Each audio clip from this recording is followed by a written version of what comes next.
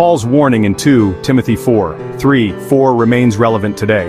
He predicted a time when people would reject sound teaching and turn to myths. Let's see how this manifests in our century. 1.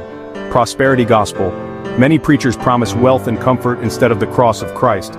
Faith is presented as a means to achieve health, wealth, and success. This shifts hearts away from eternal salvation toward temporary gains. The gospel becomes a transaction, not a surrender. 2. Self-made spirituality. Today people combine Bible verses with psychology, New Age beliefs, or self-help talk. It sounds positive but often avoids repentance and holiness. Scripture is used to support personal dreams, while the truths of sin and the need for Christ are ignored. 3. Online teachers. With social media, anyone can sound like a preacher. Messages are crafted to entertain, motivate, or inspire, but often skip the hard truths.